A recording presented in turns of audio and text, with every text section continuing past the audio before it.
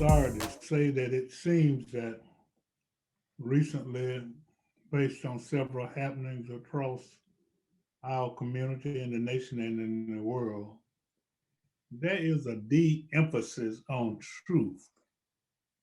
And of course, I believe very strongly in science and in research and in facts. And I think it's important for a lot of different reasons that we kind of concentrate on what's truthful and what's alternative truth, whatever that is. So today on a call to action, and I'm your host, Alex Habersham, I'm going to talk with Dr. Patrice Walker about something that's important to our community and something that's affecting all of us. And there's a real need for education and truth as it relates to this phenomenon, and that is the COVID-19 virus. And unfortunately, for some reason, in the community, particularly the African American community, there are some misconceptions as it relates to the importance and the efficacy of the COVID-19 vaccine. So we're going to talk about that, and I'm sure that Dr. Walker has a position on that, and we're going to ask her to impart some truthful information as it relates to COVID-19. And this is a long introduction, but Dr. Walker, I want to interject this because it kind of, I find it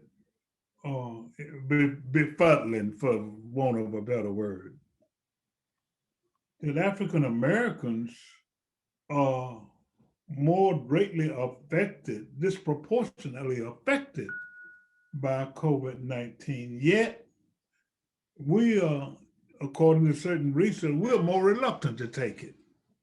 So what we want to do today with Dr. Patrice Walker, and she will introduce herself, is provide some truthful and some scientific and some documentable information as it relates to the vaccine and as it relates to its efficacy, as it relates to the possible negative reaction to it, and as it relates to why it's important that we take it. This is a call to action, and I'm your host, Alex Habersham, having with me today to interview Dr. Patrice Walker. Hey, Doc. Hi, Mr. Habersham. Thank you so much for having me. Yeah, thanks for, and I'm sorry about that long introduction, but I think it's important that we set the stage for what we want to talk about. So let's, although you've been on this show before, but since you are a home girl, so to speak, tell us a little bit about yourself. Sure. So currently, I serve as the Chief Medical Officer at the Medical Center Navicent Health here in Macon. I was born and raised in Monroe County, went to school there, Mary Persons High School, and went to Georgia Tech in Atlanta for undergrad, came back here to Mercer and did my medical school and my residency here. And basically Middle Georgia is my home. I care about the people here. They are my family, they are my friends, and I'm completely invested in the health of this community. Outstanding. And I'm glad you used the word health because that's what we want to segue into. So, talk just a little bit generally about vaccination. Absolutely. So, vaccines or the act of vaccination, vaccinating, is one of the biggest medical breakthroughs, in modern science. And that is because prior to us having vaccines, if you got an infection of various types, bacteria, viruses that are just out in the community, out in the environment, in many cases, people died from that. If they didn't die, they had, lifelong, ongoing medical problems.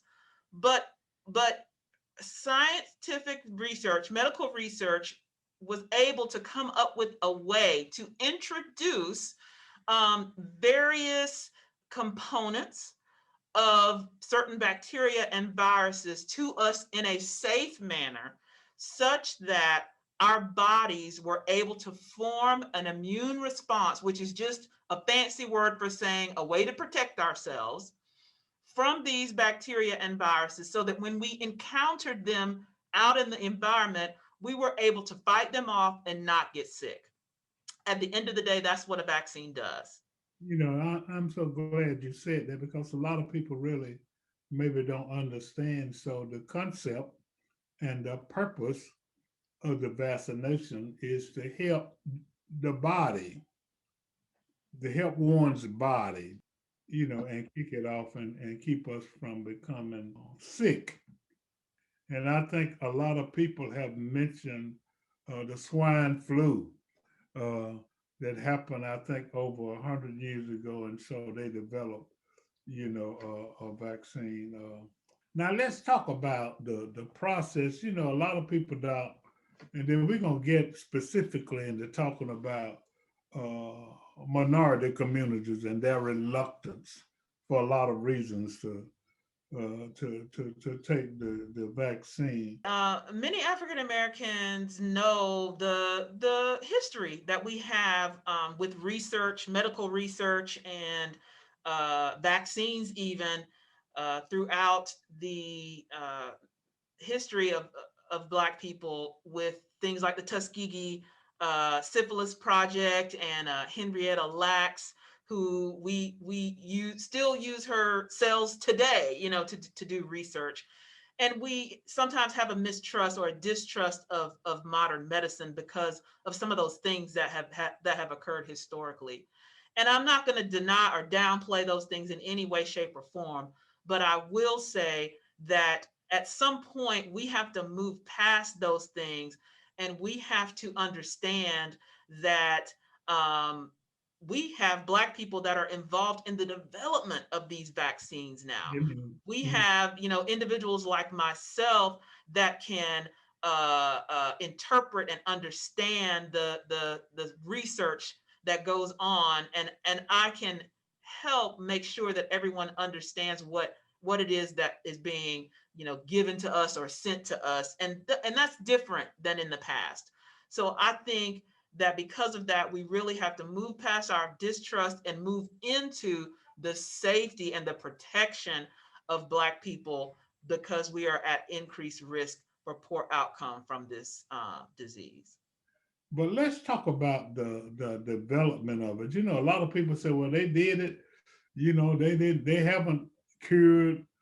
Somebody told me, said they haven't cured AIDS yet, but but they can come up with a vaccine for COVID-19, and I just don't think they could do it that fast. Blah blah blah. So talk a little bit about that. Sure. I hear that a lot. And well, let me back up, because let's talk about the development of vaccines first in general. Okay. Many people have stated, it takes a long time to develop a vaccine, and that's very much the case. Please rest assured that just because we found out about COVID-19, early last year, that in no way, shape, or form means that there was not already research going on within the medical community about the group of viruses that COVID-19 is a part of. That is, COVID-19 is a particular strain of a virus that we already had plenty of information about, that family. Yes, this was a novel member of that family. This was a new cousin, so to speak, but research had been occurring many years in this family. So we didn't have to start from scratch early last year. We were able to take that preliminary research that was already being done, and we were able to accelerate that. But let me tell you that the FDA is very strict about development and the rules that go along with the development of vaccine. So I am confident that the process that has to be followed was absolutely followed. There were steps that you have to go through. You can't skip a step. You can't not do certain things. The steps have to be followed step by step. One of the things that made us be able to follow those steps faster is the money, right? Um, Generally speaking, a private company that's developing a vaccine on its own has to take its own money to develop that vaccine. But what the US government did was took our money, taxpayer dollars, right? The government doesn't have its own money, it's our money. Took taxpayer dollars and gave it to these private companies in order for them to say, okay, if you give us this money, we'll make sure that we develop a vaccine and you're going to get so many, millions of doses of this vaccine. So first and foremost, whether you take the vaccine or not, you've already paid for it. So if you pay taxes, you've paid for this vaccine. And so that additional funding went a long way towards the faster development. It's much easier if all those people out there that have kids know that our children spend our money a whole lot faster than if they're spending their own money, right? So same thing happens in business everywhere, that because this was additional funds, these vaccine developing companies were able to do it a lot faster than if they had to spend their own internal funds to develop the vaccines. Thank you very much for that information. This is a call to action. I'm your host, Alex Habersham, and while I'm thinking about it, I want those of you who either hear or see this show to be able to encourage your friends, family, and neighbors, and whatever relatives to watch this show, because I think it's everybody. There's an old saying that says, if you see something, say something. Well, if you hear something, tell somebody else, because this thing is growing, every day, and people are dying about it. Speaking of growing and dying, talk a little bit about COVID. Now, what kind of experience have you had with seeing patients with COVID and seeing the increase of it, and seeing how people have died from it and the rate of death? Talk a little bit about COVID, because I think, watch me now, what befuddles me is they say, somebody told me, said, well, if you watch me, doc, say, if you take that vaccine, you're going to grow a tail. You know what I told them? I said, well, I'm going to wag it because I'm going to sure take it. But, and I know that's absolutely not true. So talk a little bit, because I think that some people don't think about, how can you possibly compare, equate taking a vaccine and getting some kind of possible reaction with getting COVID and possibly dying. So talk about the seriousness and the effects of catching COVID. Right. I mean, I don't understand how anyone could underestimate the seriousness of this disease. Of course, many people have had it and have, been and recovered, but many people have had it and not recovered, and that means died. Or there are people that don't die but have long-term effects. They need oxygen, at home. They are not able to function at the level that they were beforehand. And let me tell you, if you work in the medical field at all, I mean, I can't even describe some of the really sad situations that I have seen here in this hospital with individuals who were otherwise healthy and yet did not have a good outcome. If people could see that, I think that would go a long way towards them understanding how serious this disease is. And not being able to breathe is a feeling that is like no other. I mean, it invokes panic and anxiety, and when that happens to you, you turn into a whole nother person. And so I can't even describe the seriousness of it, and the fact that it spreads so quickly and so easily. And viruses, because this is a virus, they are like little computers. You know, they are programmed to do one thing and one thing only, Wow. to infect cells. That's what they do. And um, they do it well. And different viruses have different ways of doing it. But COVID-19 is one of the best ones. As we can see, it has found a way to spread itself. And people are dying. The numbers keep going higher and higher and higher. What are we up over 4,000 deaths a day in the United States? That's amazing, you know. So having a healthy, you know, fear of COVID-19 is what how everyone should feel. And if you are a minority, you should have even, you know, more I hate to say fear, but you should take it even more seriously, because let me tell you that the numbers show that if you are a minority and you are at higher risk of getting infected, and that is due to our living situations. In many cases, we live in close quarters with lots of people. Our work situations, because we work in jobs that expose us to a lot of people.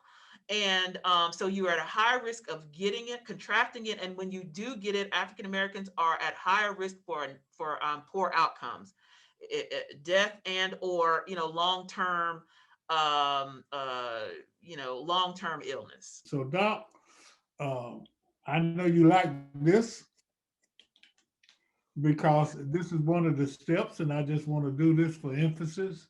So, talk about the steps that one can take to try to keep from getting, this horrible disease.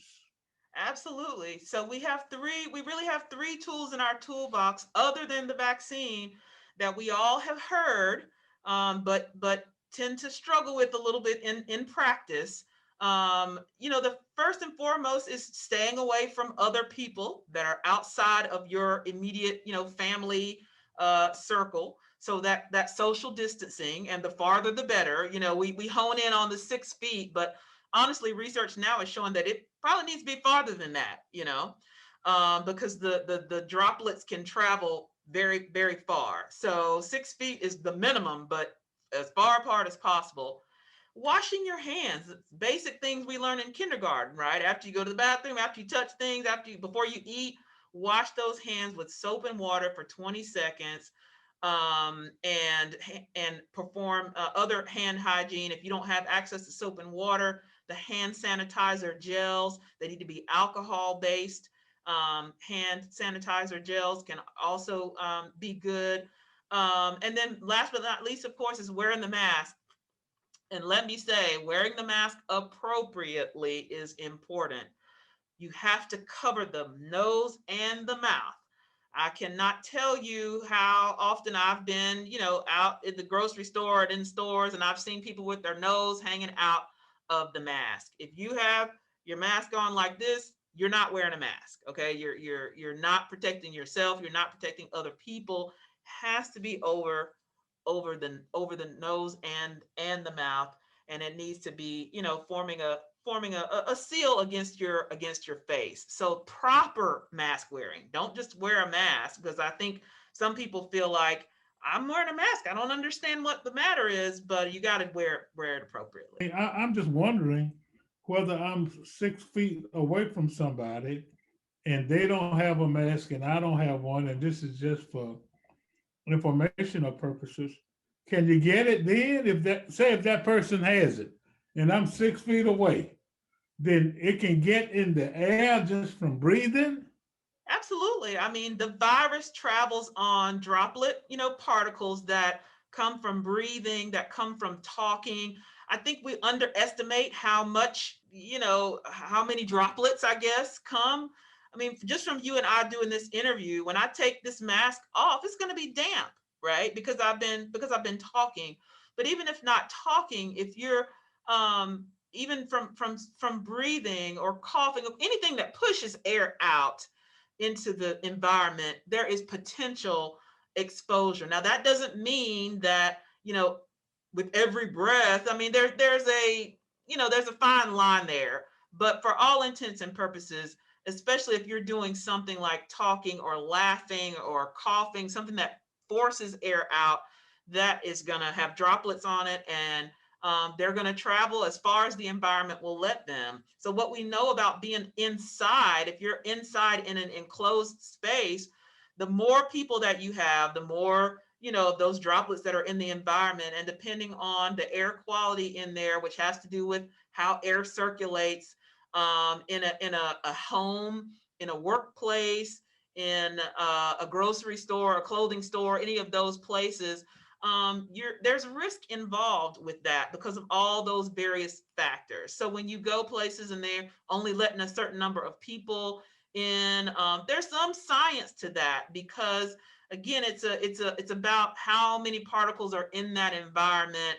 And of course, the more people, the more, potential there is for those particles to be, crossed between people. Is there any kind of relationship between the the volume, if you please, of droplets? Right, that's a good question. So there is a threshold. There's a threshold to any, to any threshold of exposure, that you have to be exposed to enough of the virus for a long enough amount of time for your, body to, for it to infect you. And I don't know those exact numbers, but they exist. There's a threshold Yeah. that if you go over that, then you're gonna get it. Talk a little bit about two things. First of all, those individuals who have pre-existing conditions, uh, doesn't the research suggest that that they should be even more careful with it? Yes, so we certainly know that those who have certain underlying medical conditions are definitely at higher risk of having poor outcome if you get infected with COVID-19. So anyone that has underlying, lung disease, such as asthma or chronic lung disease, is at increased risk. But also those individuals with, diabetes and congestive heart failure and kidney failure, because ultimately those chronic diseases take a toll on the body, right? We all understand that.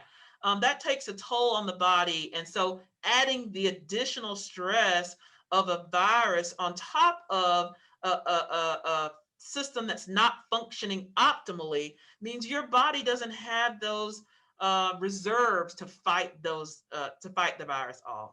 Let's talk about, getting the vaccine and the importance of it, particularly for African Americans, and the availability of it to the extent that particularly as it relates to Navicent, the distribution. I mean, so just talk a little bit more about the importance, then we'll talk some about the safety again. Okay. It's very important. Like I said, we've always had those three tools: the mask, social distancing, and hand hygiene. But more than any of those, getting the vaccine is the single most important thing you can do to ensure you do not become a victim of COVID-19. And on top of that, I think that the availability is an issue, but I will say that to the extent that we get allocations, Navicent is committed to getting it into the people that need it and want it. That should be everyone, wanting it. But those at highest risk, we are looking at how we can really identify those people and make sure that they have access to the vaccine. So right now, we are on a growing list, but really here in the middle Georgia area, outside of the health department, we were one of the first to have a large scale availability of vaccine. That started this week at our wellness center in North Macon, where we had an open point of distribution, that if you met the current criteria that are set forth by the CDC and the governor, if you're over the age of 65 or a caretaker of someone over the age of 65, if you're a frontline healthcare worker, then or a first responder, then you're eligible to get the vaccine right now. You can go out online. We have an online scheduling system, or you can call if you don't have access to internet. You can call, and I'll make sure that you have the website and the phone number at the end of this. Availability is definitely based on how much vaccine we have. So if you go on or if you call, if we're out of vaccine, then you won't be able to schedule. And right now, the demand is so high that almost immediately, as the vaccine becomes available, those slots, go very quickly. But our goal is to get more vaccine. We are already in contact with DPH, with the state, with the governor's office to see what it will take for us to get more vaccine for our community here in Middle Georgia. Outstanding. What about, talk a little bit more about side effects? You know, people talking about I'm on draw a tail and stuff like that. But what has your experience been as it relates to people having side effects from the vaccine? Very few side effects from the vaccine. Of course, right now we have two vaccines on the market.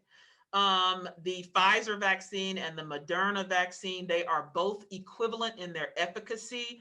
Their efficacy means, your risk of once you have the vaccine of getting COVID-19 after that, they are highly effective, 94, 95% effective. And the majority of people that get the vaccine really have very minimal side effects. I mean, it's a shot, so you may have some arm soreness. Some people have very mild kind of cold-like symptoms.